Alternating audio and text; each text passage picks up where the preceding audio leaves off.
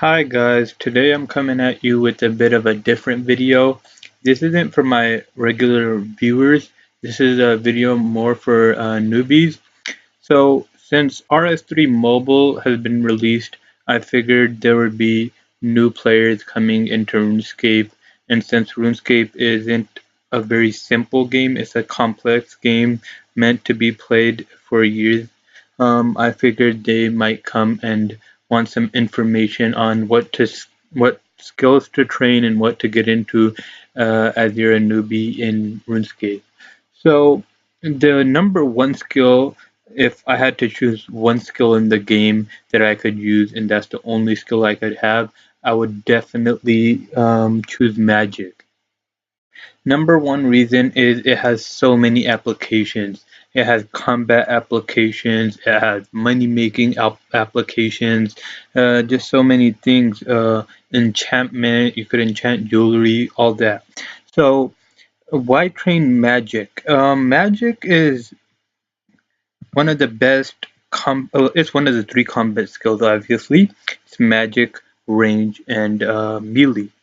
So if you want to get started, you should start training magic on creatures that are weak to magic. Another reason you should train magic is because magic is best used for dungeoneering uh, when you're free to play. So I'm going to assume that since you're new to RuneScape, you're free to play. Number one is because you don't have enough coins to buy a bond, and number two is since you're a new person playing the game, you don't know if you're going to stay long enough, so you don't want to invest money into the game and actually buy a bond with real life money. So we'll go over just free to play skills for the most part. But however, if you are a member, the things I would recommend you train is all the combat skills, like including summoning and herblore. But for the sake of this guide, let's just assume that everybody who's starting off new is free to play. So magic is your number one skill. Another skill you want to train is defense, obviously. Some might think that defense is implied with magic, training magic, because they're both combat skills and they go hand in hand. But honestly, you can turn off defense to get quicker XP in magic. So I'm just gonna go ahead and say you should also train defense. Um, Another skill that comes in very handy in free to play is rune crafting. It's a great money making method.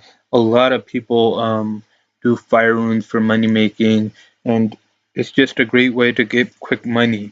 With the new release of the mining and smithing update, I would highly recommend you also get into mining and smithing. Do the quests for mining and smithing, they just take you from level 1 to 30.